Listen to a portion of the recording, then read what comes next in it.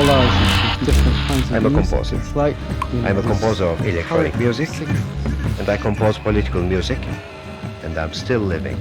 The question is, how?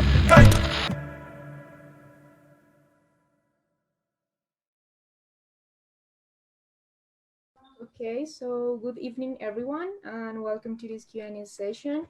I'm thrilled to be here with Marilina and Alejandro, as Teresa and Christopher said, both directors of excellent documentaries about the Argentinian music industry with profound perspectives on the underground and identities around it. Both films gives us perspective on how music, artists, and sounds are shaped by geography, class origins, gender roles, and struggles. Something that can be obvious when you get to it, but at least for me, is somehow obscure in many debates around music these days. And these are precisely the topics I would like to start our conversation. This initiative of choosing and finding voices outside the mainstream of hegemonic narratives of music in Argentina and Latin America is a connecting dot of both of your films. So I'm gonna make a few questions for each of you, and then I have others for all of us so we can, yeah, like debate together. So first, Alejandro, introduce us, please, to your journey of psychedelia and outbreaking sounds with Los Psíquicos Litoraleños. All this history around chamamé and Pink Floyd of the Poor. Why don't you tell us a little bit more about it for all of us who aren't from Argentina or that are not related to this genre? I'm a musician also. I was invited to a music festival, and it was the first time that Los Psíquicos Litoraleños play in Buenos Aires, and I was there. It was like, this was in 2005, a long time ago. And the shock that their music and their performance make me want to do something with them. I didn't know what at that time, but I was sure that I want to do something with them. And in 2009, they were invited to the Netherlands, to Belgium and Holland, and they are, well, they live in a town, in a very, like, in a rural and poor town in Argentina. So they didn't have any money at all. And in 2009, they were invited to make their first tour through Europe. So, and I said, well, this is something that I have to go with them and film all that journey. I sold my car, I bought a camera, I bought a plane ticket, and I went with them to Europe for the first time. And I realized that not the effect that they have on me, there were the very same that they provoke and produce in people in the Netherlands. So that was the first, like the kickoff of the documentary. And now a lot of creative things started to happen around them. You know, this music scene that they inspired in the region, where a lot of people, a lot of young groups said, "Hey, we can do chamamé, that it is a folk, that it's like a folk tune." They make this chamamé, and they started to experiment with that sound, and the result is like very, very good. So all that things started to combine, and I realized that this was my first movie, my first feature film. Yeah, and when I hear you, there is a context I can help to think about it, and is that in contrast with all this massive industry and the so-called, I don't know, Spotify era, when I saw your film, I see this alternative history based on plurality and disruptive sounds in contrast to what defines music and sound these days. And this is really important on all the topics that I've been highlighting in our conversation, but we can get back to it later because another question I have in mind is that mostly the interview is referred many times to it, is how your film includes insights into the future, which is the futuristic perspective of Los Psíquicos. Can we talk about that? Well, the chamamé, this folk tune that they take and experiment with that, it's like a very traditional folk tune, you know, and I think that's because they I don't know. Sometimes I make this comparison. I don't know if it's like a very good one, but when I know Piazzolla started to experiment with tango, a lot of people said, no, that's not tango, that's another thing. And now you listen to Piazzolla and it's like the tango of the future. And I think that Los Psíquicos, in another level, in another scale, with a lot of humor, with a lot of psychedelia, I think that they are something like that. They are like the Piazzolla of chamamé. They started to experiment with that and seeing the gender, the chamamé, like with the eyes of the future. I think I don't know if they realize about this, but a lot of people started to think about the Psíquicos music, and they say that it's the chamamé of the future, you know, and I think it's a very, very, very unique sound. I think it's very unique, very unique. Yeah, it's like this mixture of tradition and modernity and the reinterpretations, as you said, of Argentinian classical sounds of chamamé. So thank you so much, Alejandro. Marilina, the other day, close to when I saw your film, I read Joanna Ross, this North American author, How to Suppress Women Writing, a book of women, on women writers and artists, like a structural exclusion from history. And in this book there she said, I'm going to read a little bit because it's important for my question. Okay. If the official history neglects to tell you where you came from, you can always create those pathways yourself. And I thought that your documentary does precisely that. It shows us different voices and creates new pathways, women pathways in the music industry and the Argentinian context. What are the questions and stories behind this idea, and why is the gender perspective so important in it? Bueno, empiezo a hablar en español. I will speak in Spanish because I feel more comfortable like that.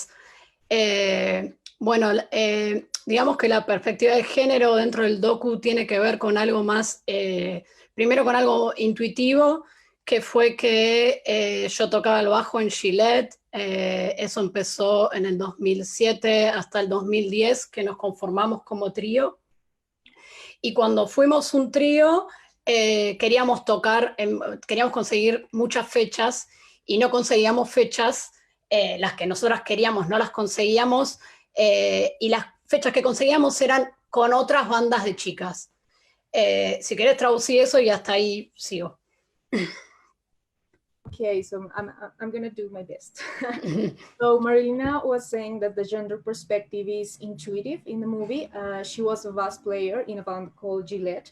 So they wanted to get a lot of dates, like a lot of gigs, but the ones they get are only with other women bands.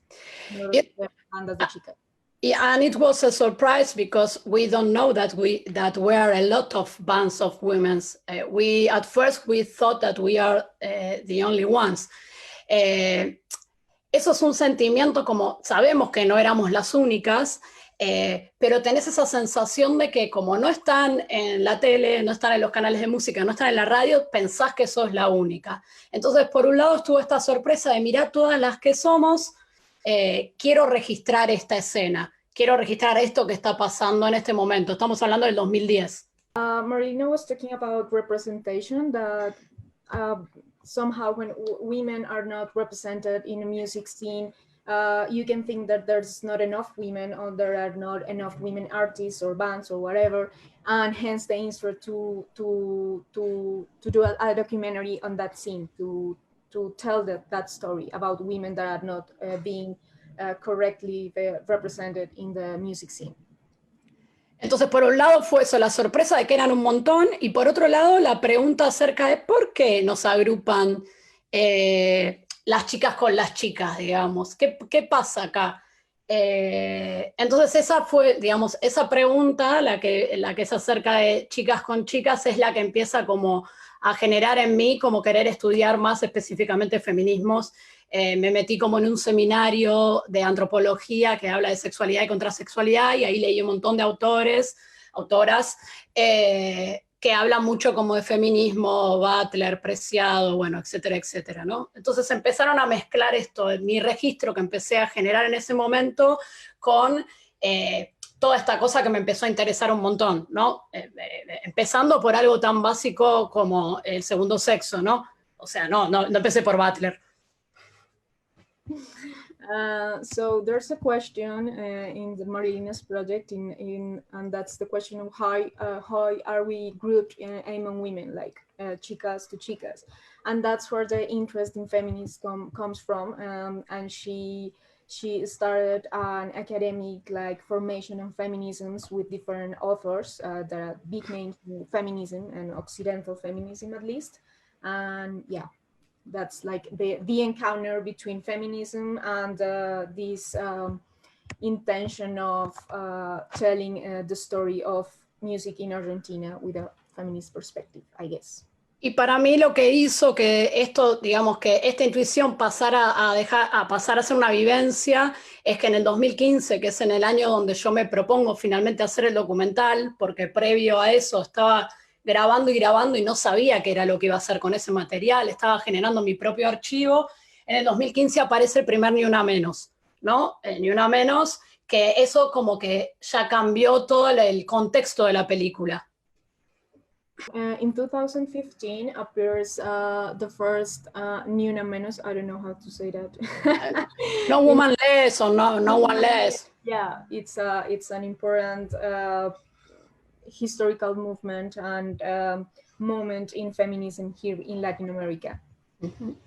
Básicamente vamos a explicar como el por qué es importante el Ni Una Menos, que es esto de salir a la calle. Se generó una protesta social en donde se salió a la calle porque ya íbamos por el número, no me acuerdo cuánto, de femicidio. O sea, se estaba diciendo que por ser mujeres, por ser lesbianas, por ser trans, nos matan. O sea, ya no era no conseguir una fecha de música ni estar en algún lugar que quisiéramos estar profesionalmente, sino que nos matan en la calle. That was really important because it was a social movement against gender violence, that violence that impacts especially feminist bodies, queer bodies, and that it's not just, again, we don't have enough representation on media, and we don't have enough jigs. No, they're killing us. So that's really... Entonces el objetivo inicial de la película, que era poder mostrar cómo estas chicas se movían en el escenario y tenían el control del escenario, no era solamente el control del escenario, sino también el control de la calle. Como que a mí me gustaba esta cosa de poder mostrar eso que estaba pasando como al mismo tiempo, ¿no? Como estábamos tomando los escenarios y estábamos tomando la calle, por más que no sea dentro de la industria musical high, ¿no? So the initial objective of showing women on stage, of women on music industry, was extended to show or represent women disputes on the street, on the social movements, and related to the social and political context here in Latin America. Bueno, eso, la libertad de los cuerpos en los distintos, tanto en el mundo privado, en esta escena privada, como en la escena pública. Yeah, that freedom of bodies in the public and private spheres, and that is related to something I wanted to talk about. is that since I saw the film, I would like to explore that, the motives and political reasons, this exploration of the connection between personal and private spaces and histories with the collective and political sphere. And I think that you already answered that. So thank you both for your separated insights about the films. So last year in Latin America was a significant debate on the Netflix documentary series Rompan Todo, the so-called history of rock in Latin America. And I can help think about the power of certain actors and sounds in what we define as music history in a region and the world. Like at the side of both of your films, the question is even broader. Which are the dominant voices and why? You know, which are the dominant genres and why? So we can think of this with a gender and feminist perspective Marilina proposes in her film, and with the class and identity debates that run across Alejandro's.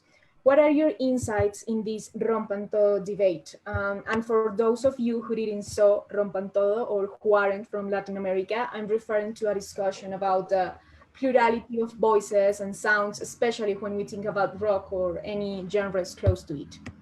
I don't know which of you start.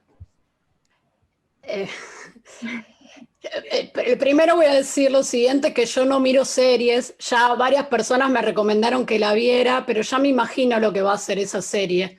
O sea, ya sé que van a estar los más importantes de Argentina y los más importantes de Latinoamérica, que todo el mundo conoce, y la verdad que a mí ya no me interesa estar escuchando esa misma historia, estoy harta de escuchar esa historia. Sé que la película termina con algo, la serie, perdón, termina con algo como de esperanzador, bueno, y no hablamos de las mujeres, pero ahora se vienen las mujeres o las lesbianas o las trans, como todo eso que no estamos, las no binarias. Sé que termina así y ya con eso a mí es suficiente, yo no miro contenido Netflix. En mi caso, ¿querés traducir, Luisa, primero? Yeah, I'm gonna translate that. Marilina didn't saw Rompan Todo, and she's not interested in seeing it. But, that's an hegemonic narrative. There's only this, I think, like exclusively white and man voices and masculine voices in this series, and this is how I brought that today, because I want to talk about with both of you about this this narrative that is created around music in our region. So Alejandro, yeah. Bueno, si me permitís, Luisa, también voy a hablar en español porque hace mucho no hablo en inglés. Están abusando de mis capacidades en inglés. No, coincido con lo que dijo Mari, digamos, es una mirada hegemónica y el productor es Gustavo Santolaya, y me parece que también es una especie de, como de, lo produzco yo y aparezco yo hablando de todas las bandas que produje y de todo, y por supuesto que queda, es una mirada desde la industria, y todos sabemos de Soda Stereo, todos sabemos de Café Tacuba, pero me parece a mí que, bueno, yo la vi, la verdad que me pareció entretenida, pero la verdad que no es nada nuevo, o sea, todo lo que vi ya lo sabía de alguna forma, pero creo eso, que es una mirada desde la industria, y hay que entender que es fue producida desde la industria, desde la mirada de, a ver quiénes vendieron más discos, y desgraciadamente muchas veces eso no tiene nada que ver con el talento ni con la trascendencia musical propiamente dicha. There are many, for Alejandro, in this series, there are many things left out. It is like the entertaining and industry's perspective, but it's nothing new. It is the industry perspective. So for Alejandro, there are many things that many times this has to do nothing with talent or transcendence or the context of the music that are here in Latin America. So yeah, it's nothing new, and that's why I would like to talk. I would like to talk about this today because I don't know. Maybe I'm gonna make like a tricky question, but do you think of your films as contribution to an alternative history of music in our region? I know that, yeah. I want to hear you about that. With this context of Rompan Todo or these great names in rock and music industry in Latin America. And we've been hearing these names like for 20, 30, 50 years, and they're not changing. I don't know. ¿Vas vos, Ale, o voy yo? Anda vos, Mari. Sí, primero, como que yo fui bastante consciente que no había documentales sobre mujeres lesbianas y trans haciendo música. Casi que no encontré nada, incluso en parte de la investigación, casi que no encontré nada en el mundo.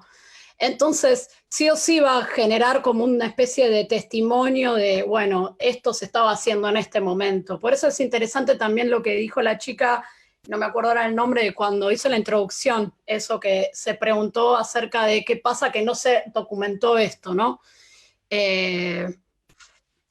No sé, si querés traslucir eso y sigo pensando un poquito. Yeah, please.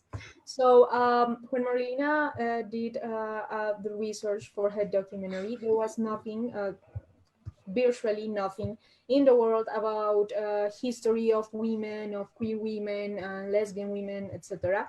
So yeah, I think that's it. De hecho al no haber, como que estaban muchas posibilidades temáticas a tocar. Bueno, ¿qué hago? Cuento desde los 80 hasta el 2000 no sé cuánto, trato de contar historias de distintas bandas del país. No sé, yo en un principio quería grabar a todas las chicas de Latinoamérica, o sea, siempre fue como muy ambicioso todo. Después tenés un presupuesto así y tenés una historia que contar y no se puede, ¿no? Después me limité a poder hacer algo concreto y llegar a contar algo. So there was many perspectives, possibilities, since you get that there's no history about women in music industry, so the possibilities are like infinite. You can document everything in Latin America, but then you get that your budget is really low and you have to work with what you had in your hands. I don't know if Alejandro likes to. Yes, in my case, I think it's like really, it was for me very important to well, not to do just a fun movie, you know. I'm a fan of Los Psíquicos Litorareños music, and I didn't want to make a movie about wow, they are great and they are great and everybody saying they are the best of music. I think that's not what I wanted. I think it's a very peripheral band, and the scene that they inspired, it's also very peripheral. So I think and a lot of people that watched the movie here in Argentina said, "Oh, I didn't know about that scene, about the scene in the Mesopotamia region where the Psíquicos inspired this scene," and a lot of new bands said, "Hey, we can do chamame, but we can do it as we wanted. No, just to do it like in a traditional way. We can mix it with rock, with psychedelia, with cumbia." And one of the interviews in the movie, one of the boys says that when I listened to the Psíquico for the first time, I thought, "Oh, I can do chamamé, but the way I like it, not the way everyone does it." So I think it's very like it's a very unique scene to be watched and to show. So I think that is my mi aporte a la humanidad. Yeah, and I think that from my perspective, like I'm part of the audience, I'm also an activist in the electronic music communities here in Colombia. And I think that the kind of stories that we saw in both of your documentaries are things that are an absolute necessity, maybe political necessity here in our region, because we're always looking for reference in the global north, like in Europe or North America, or anywhere but here. And here we can have these histories of these disruptive sounds of los psíquicos litoraleños. That is crazy. And I remember the part of the documentary when a guy asked if when is the song is going to start, and things like that. Like, it's there are profound and incredible and plural voices and narratives here in our region. So I think that you may not say that, but your films are really contributed to an alternative history of music in our region. Talking from a feminist perspective, but also talking from this kind of sound activism that these guys from Argentina with Los Psíquicos are doing today. And a question. Luisa, okay. Luisa, no, there's a very, very important detail that both me and Marilina study in the same university. Yes. In Argentina, the University of Buenos Aires. And I think that it's a public university and a great place to be, a great place to grow, a great place to learn. So I think that's a very, very important detail. Yeah, like, okay, it's a very important context. And we realized that when we make the premiere in Mar del Plata Film Festival, we didn't know each other, we know each other before, but we don't remember. So when we met in Mar del Plata, we realized that we were in the same university. It's a public university, and it's very good. Yes. Yeah, the importance. Here we can talk about the importance of public education, but of course, to increase the number of projects like you do in Latin America. So a question from the audience is like, what else we can find and we can look about the music industry and its scenes in Argentina or Latin America? Any recommendations for the audience? Oh, good question.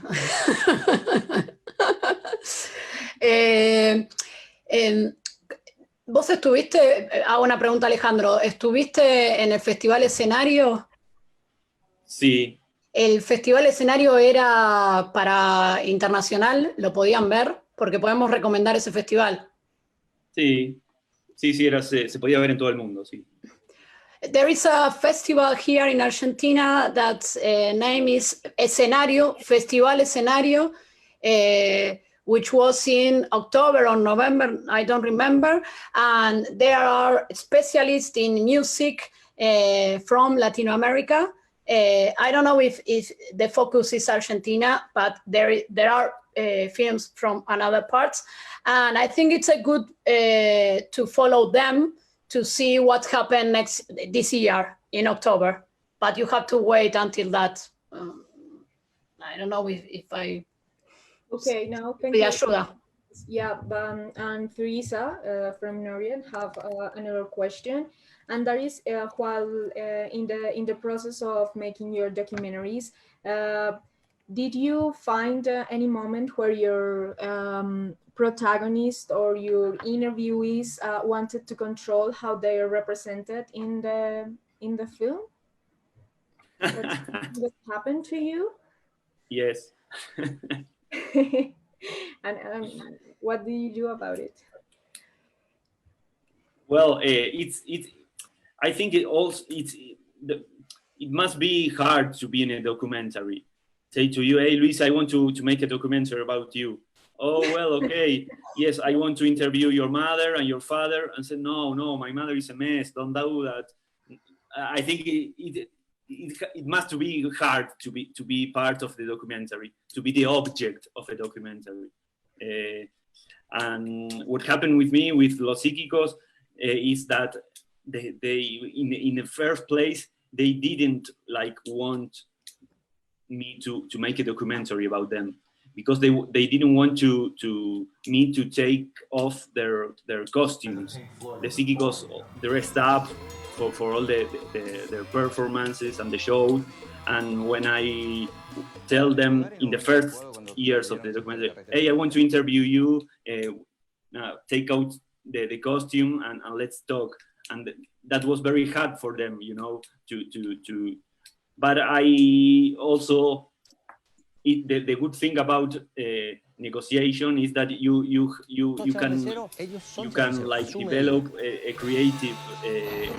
creative effect. Say, okay, they don't want to be interviewed in my doc. Okay, how can I manage that? And I think the creative answer it was like, okay, they don't want to appear. That's a good thing at last, because the documentary is very mysterious about them, you know, my dog. So it was a good thing after of all. Mari? For me, I think I had a lot of luck because I don't have people who want to negotiate how they look or something like that, o como las muestro. Y creo que tiene que ver con que había como una necesidad. Cuando yo me acercaba a las músicas, te voy a filmar porque estoy haciendo un documental, estaba como todo muy open, ¿no? Como, sí, vení. Me fue muy sencillo filmar a las personas y filmé un montón de cosas. Yo creo que eso ahora sería diferente porque tampoco había como creo que no había como una especie de conciencia de que el documental después iba a tener como cierto grado de recorrido y qué sé yo. Había como yo creo que estaba más esta cosa de, bueno, medio sororidad, por decirlo de alguna manera, de, che, estás haciendo esto, vamos a hacerlo. Como había mucho de eso. Igual después quiero decir otra cosa más para... No se escucha, creo. Sorry. Ahí está. It happens to me every time. The process was very open and close. There was no dispute about the representation because there was this, first of all, there was no expectation of the impact of the documentary at the beginning. And there's also this feminist premise of sorority, of women working for women and with women. So that's something that can create and context with no disputes about representation.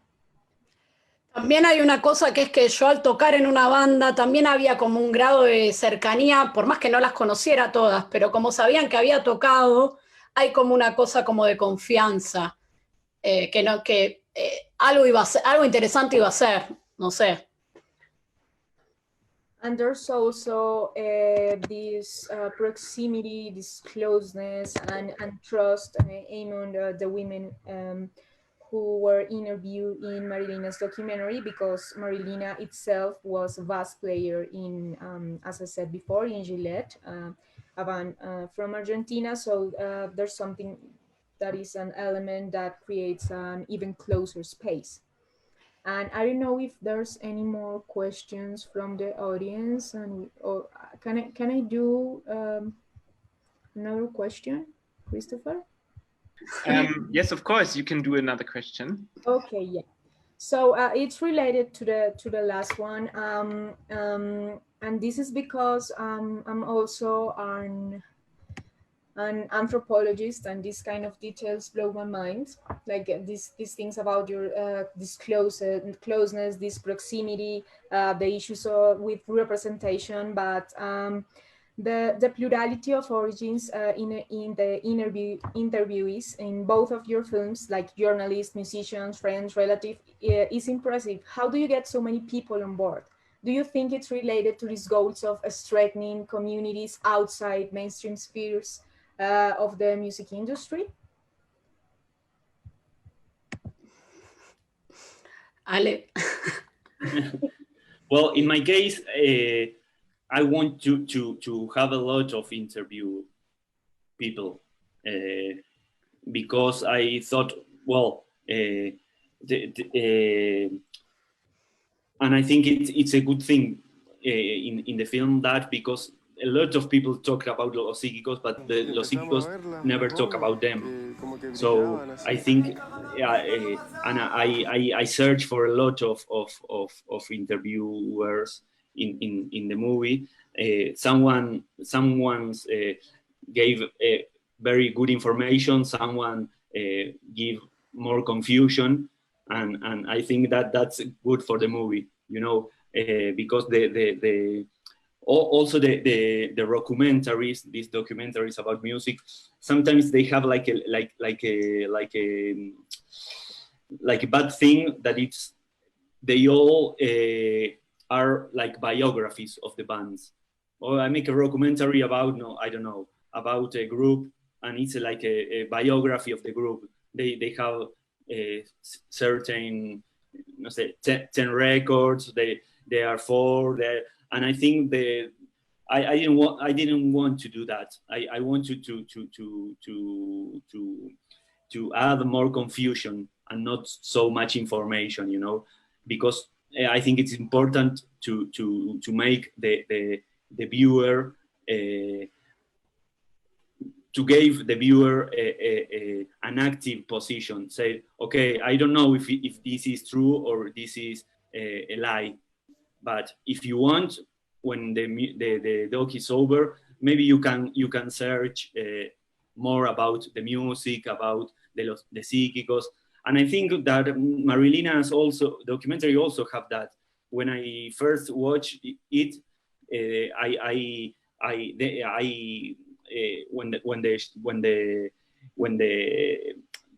when the show is over, I said, oh, I want to search about all these bands and continue my journey, you know, listening to the bands and listening to all the scene, that it was very, very new for me.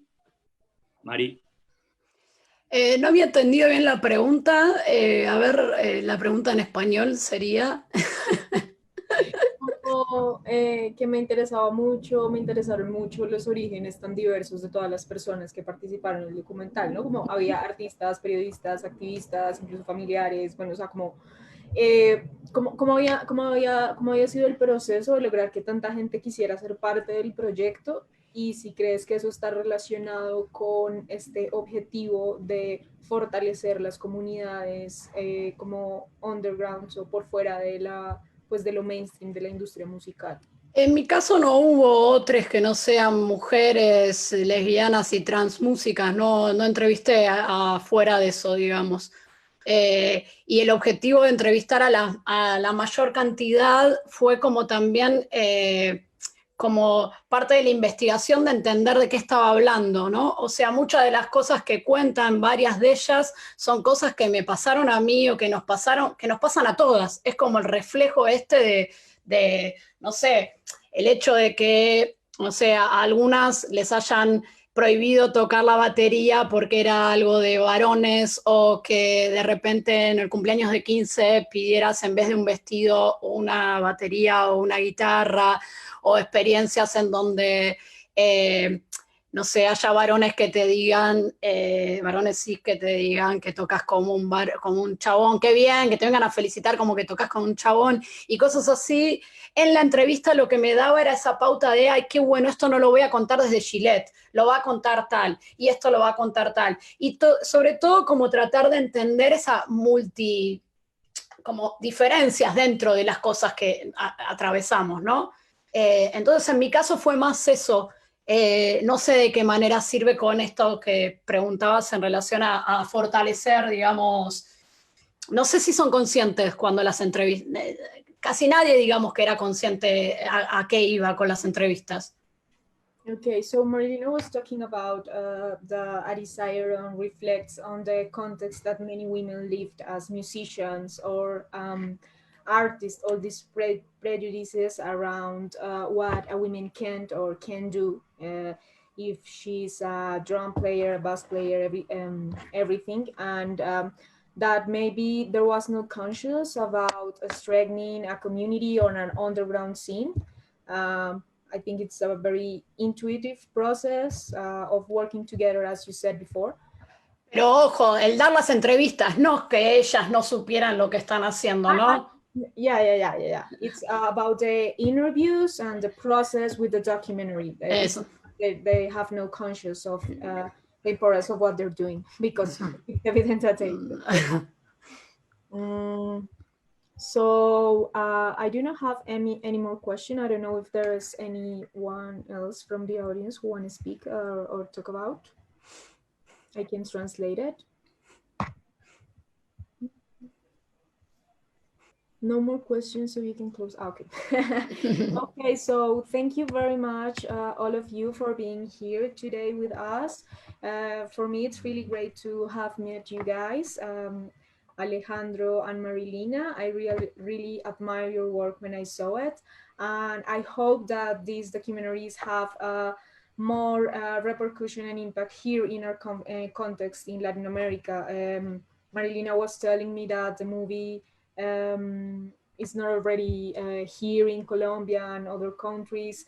And I think that's really important. And I want to thank you, Christopher and Teresa and Hannes and everyone in the Norient Film Festival crew. It is an incredible space when we can connect from everywhere in the world and we can talk about these issues that are really important for the cultural sectors in Latin America. So thank you very much. And thank you for having me as your host today.